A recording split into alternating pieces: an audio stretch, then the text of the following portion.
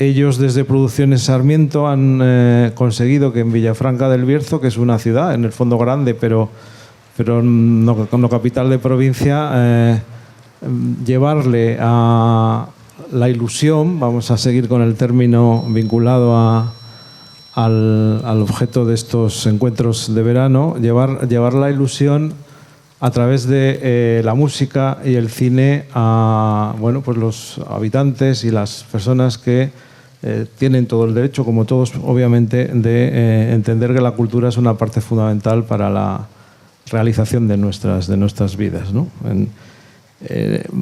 Tenemos ahora en concreto a Carlos Hernández de la Hoz, que va a ser el que nos va a contar un poco esta experiencia.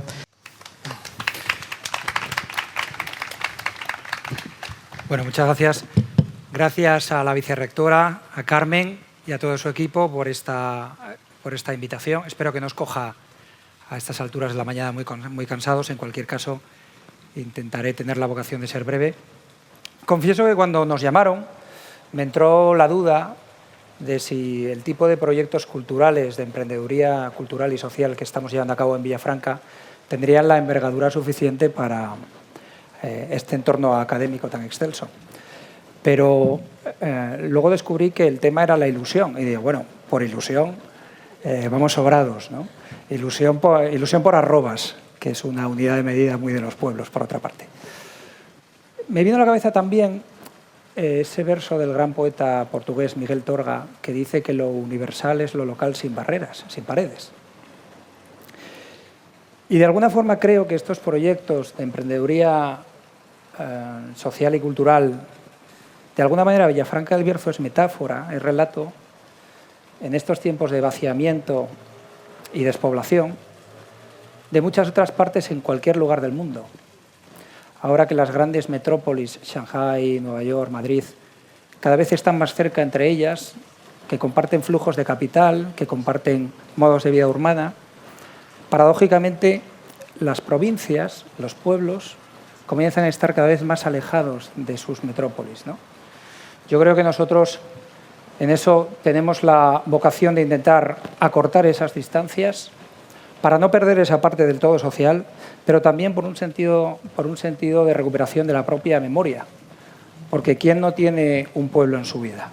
Yo creo que todos somos, por lo menos en mi caso, hijos de una generación de los aluviones y hemos crecido en esa patria que es la infancia yendo a los pueblos. Nosotros empezamos nuestras actividades en un contexto en Villafranca del Bierzo, como digo, una población en la comarca del Bierzo en León, en un contexto en 2009 que es un contexto de crisis económica. Y yo creo que, como dice Goethe, en el principio fue la acción. Yo creo que este es un momento en el que hay que remangarse, hay que intentar ver de qué manera tú puedes contribuir activamente a mejorar el presente o la realidad que te circunda. Y nosotros nos vimos un poco en la realidad, en la necesidad, o mejor dicho, en la responsabilidad de intentar aportar nuestro pequeño grano de arena, por un principio general de empatía que es el del agradecimiento. En ese sentido, quisimos que fuera un proyecto privado, como decía antes Íñigo, nosotros somos sociedad civil, pero al final tuvimos que dotarle de un corpus administrativo y pensamos que la empresa era la forma más dinámica porque teníamos la certidumbre de que si podíamos aportar algo era siendo autosuficientes. Los recursos públicos son escasos, hay que arreglar acequias y caminos y nosotros venimos aquí para aportar, no para intentar esquilmar el poco dinero público que hay. Esa era un poco la vocación de lo que hacíamos. Os voy a hablar en estos 10 años hemos arrancado muchos proyectos, pero os voy a hablar simplemente de 3. Uno de ellos es un proyecto de un festival de música y vino.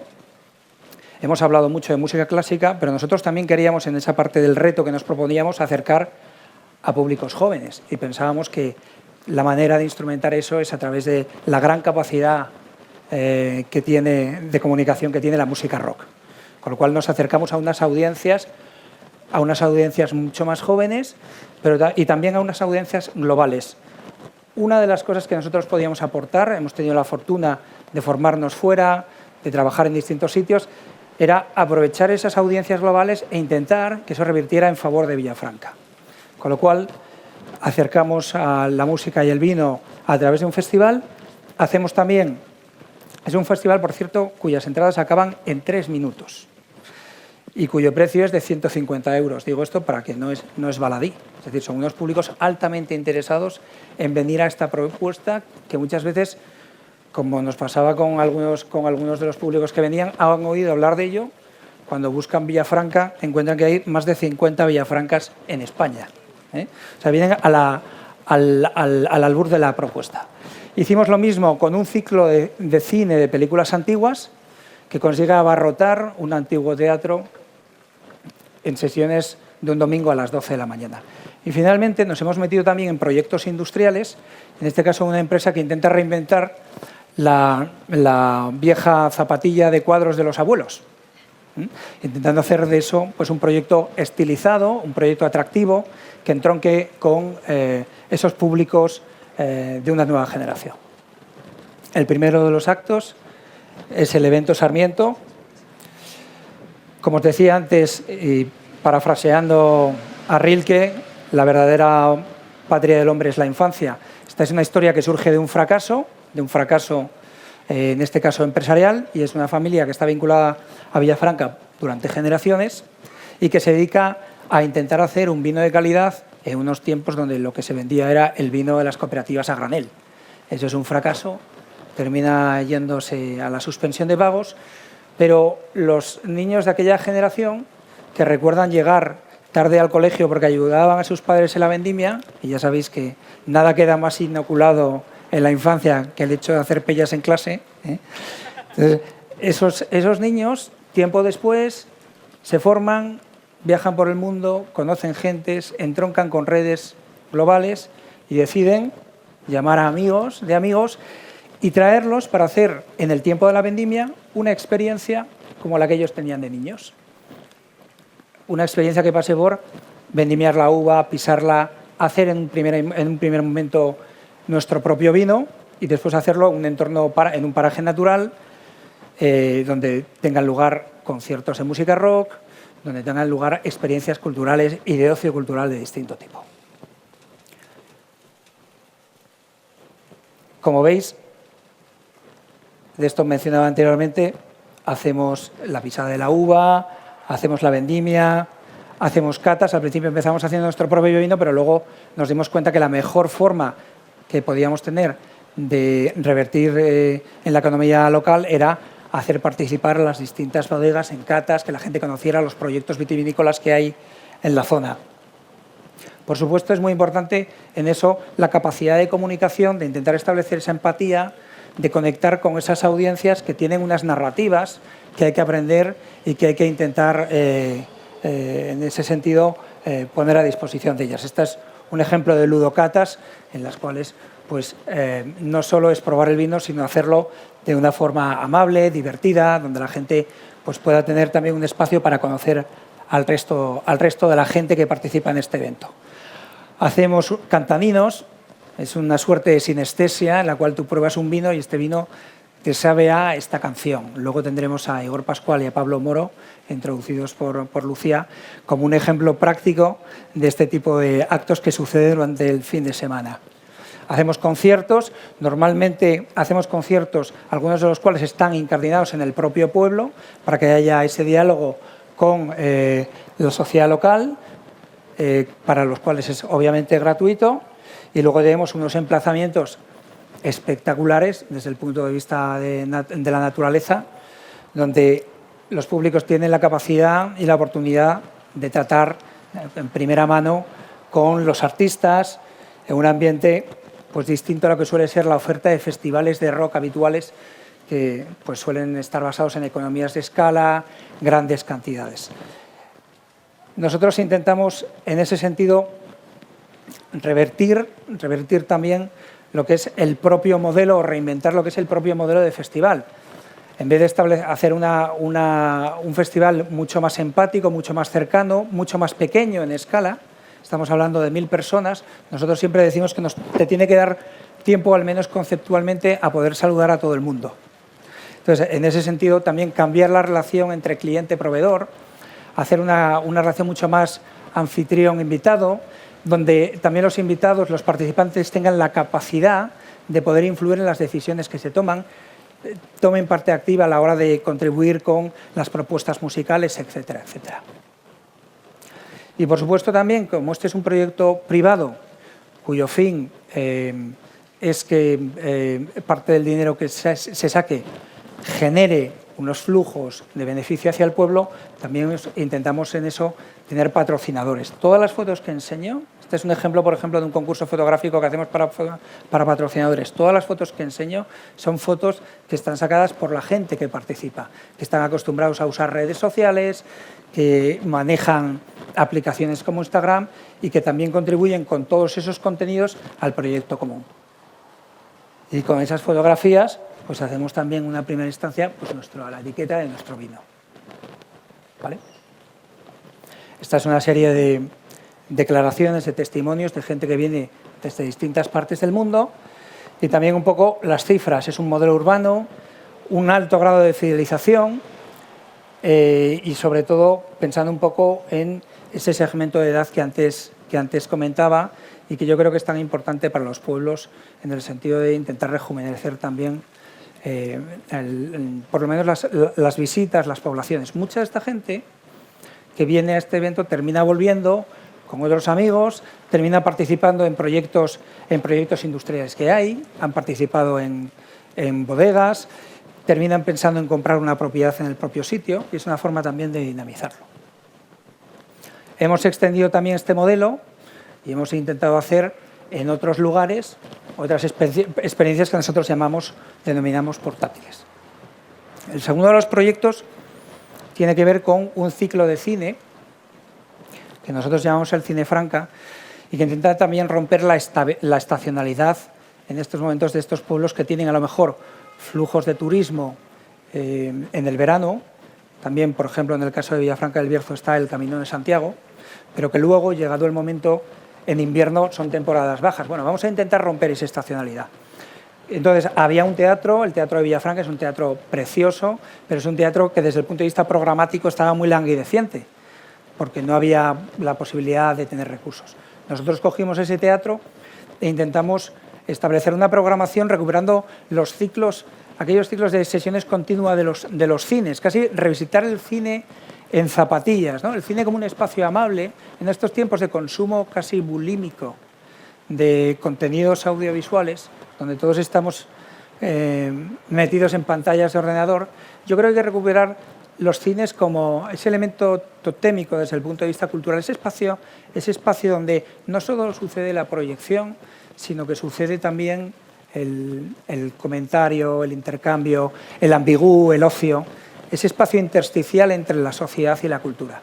Creíamos que era una buena oportunidad y en torno, lo que hacemos es coger un fin de semana, crear en torno a un tema un ciclo de películas antiguas, donde también hay distintos momentos de consumo cultural. Empezamos un viernes por la noche con una tertulia en la chimenea, con copas de balón y sillones orejeros, comentando solemos invitar a un director español, hemos proyectado primero su película y luego estamos pues de tertulia, hablando con él. Como digo, yo siempre digo que solo nos falta un perro lanoso al que acariciar, ¿no? Entonces, en ese sentido, tenemos también otros momentos a lo largo del fin de semana donde hacemos presentaciones de las películas, hacemos otro tipo de tertulias, aprovechamos, por ejemplo, el aperitivo, pues hacemos un propósito del cine para crear una excusa de consumo cultural en ese sentido. Y, por supuesto, como decía antes, en los temas de las películas sí intentamos que los códigos, que las narrativas, sean unas narrativas más frescas, intentando aproximarnos a la gente. Este es un ejemplo, por ejemplo, de un año en el que el tema era padres e hijos, las relaciones de potencial conflicto, como dice, no sé qué escritor fue el que dijo eso, de madres no hay más que una y me tocó a mí, ¿no? Con las luces y sombras que eso pueda tener, ¿no? Pero esos códigos globales, o por ejemplo, pensando un poco en que esto no es solo un producto cultural, sino es la creación de una estrategia de seducción, si se me permite la palabra, de una experiencia, ese viaje que tiene un viaje, ese viaje hacia el pueblo, ese viaje hacia la experiencia cultural, que tienes que empezar también con unas narrativas, con unos tempos casi dramáticos, donde tienes que crear una expectativa. Por ejemplo, en el caso del Cine Franca, a la gente que se apunta, les mandamos a casa, en este caso, una caja de Padres Zetamoles, que tienen desde dulces blisterizados hasta, bueno, distintas cosas que en el fondo hacen un poco del juego cultural.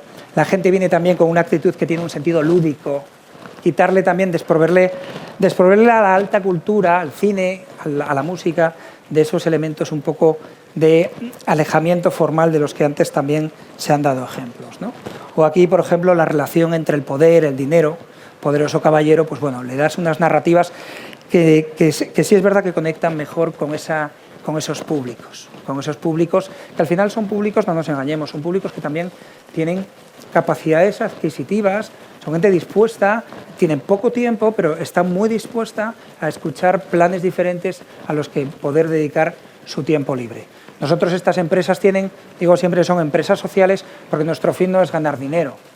Siempre digo, como al final había que aglutinarlas de alguna forma, todos estos proyectos, yo como soy de origen asturiano, los llamé empresas de la nueva era, que suena así como muy pretencioso, nueva era, pero que era son las siglas de empresas ruinoses asturianes, que decimos en Bable. Pero esas empresas ruinosas asturianas son desde un completo fracaso desde el punto de vista del negocio, pero un grandísimo éxito desde el punto de vista de la rentabilidad que dan los amigos, las redes de influencia y los aprendizajes que uno se lleva consigo. Este es un ejemplo de las películas, pues son presentadas también en una prescripción de la película. Expertos que dan una contextualización a esas películas y que de alguna forma te incardinan la película para que puedas entender, consumirla mejor, de una mejor manera culturalmente.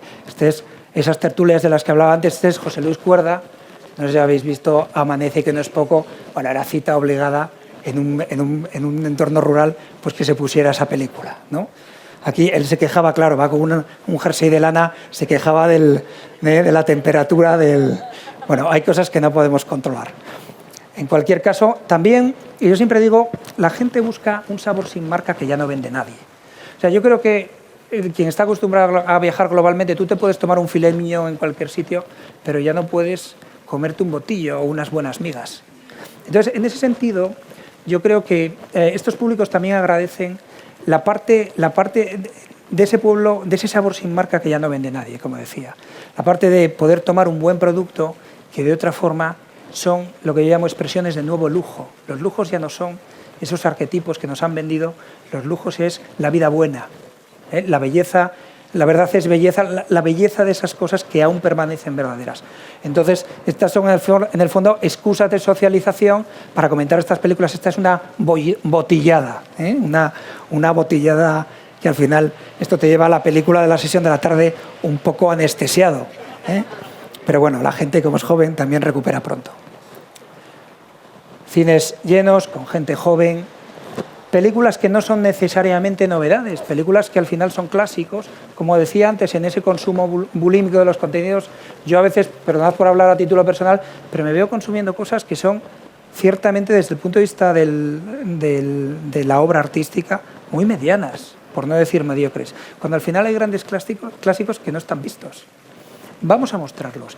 Eso sí, hay que paquetizar eso, hay que saber, el reto global es intentar poder conectar con esa fibra sensible de las nuevas audiencias.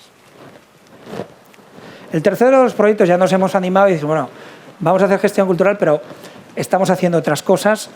También intentamos, en ese sentido, darle una dimensión social a proyectos que también tengan cada vez una parte más activa gente del pueblo. Por ejemplo, en el pueblo se juega al tresillo y a la brisca, y entonces vamos a intentar hacer este verano los campeonatos mundiales del tresillo. Con muy buen criterio, una persona mayor del pueblo que juega me dijo, hombre, Carlos, más que mundiales, ¿no serán nacionales? Y digo, bueno, pues es verdad que tampoco debemos inflacionar, ¿no?, en esta fiebre de intentar llevar las cosas al paroxismo o a la hipérbole.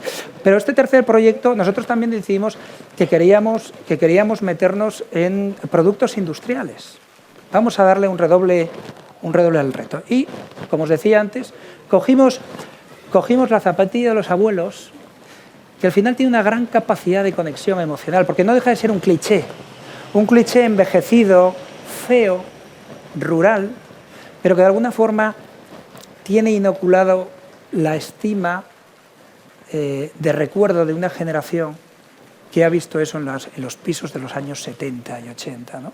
Entonces, yo dije, bueno, ¿por qué no hacemos unas zapatillas? ¿Por qué no hacemos de esto nuestra fe de vida?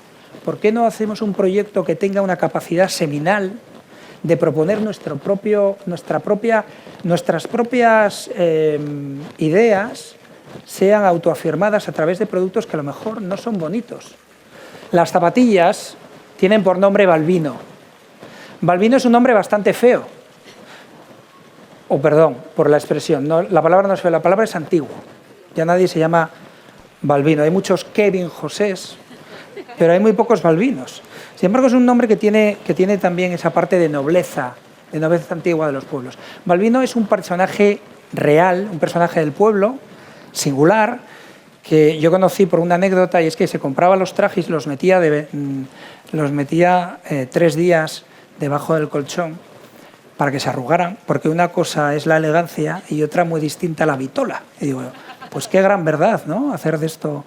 Y entonces me pareció que era bastante verdad, bastante honesto el punto de partida. Y también con ese punto de provocación de intentar jugar a la contra como afirmación de la propia identidad de las cosas que estamos haciendo. Eso sí, esas cosas no se pueden hacer, no vale con la buena intención, o sea, no vale simplemente con un voluntarismo. Yo creo que es importante en eso establecer procesos de excelencia, crear sinergias con las cosas que en el día a día te han hecho un profesional, de un experto en un camino, y poder hacer que esos vasos comunicantes se beneficien mutuamente. Quiero decir que en ese sentido también nos hemos metido en cuestiones que nosotros estábamos trabajando en otros ámbitos profesionales. ¿De acuerdo? Y en ese sentido, estas zapatillas, si nos podemos hacer unas zapatillas, vamos a reestilizarlas, vamos a hacerlas hermosas. Estas zapatillas, como es un proyecto de memoria, también pensamos que alineado con eso, tenía sentido recuperar la gran tradición textil que tenía en nuestro país. Es una gran tradición, en fin, no os voy a hablar en Castilla de la tradición de la lana, pero es verdad que había una grandísima tradición textil, por ejemplo, en las fábricas de Sabadell, en Cataluña, y, por ejemplo, también en la zona de Béjar, fábricas, vapores textiles que daban algunos de los mejores paños que se vendían en todo el mundo y que la crisis echó por tierra. Nosotros nos hemos dedicado en ese proyecto de recuperación de la memoria, nos hemos dedicado a intentar, en la medida de lo posible, buscar esas telas en almacenes, en sitios descatalogados, para hacer esas zapatillas hermosas con telas antiguas. ¿De acuerdo? Muchísimas gracias por vuestra atención y por vuestra paciencia.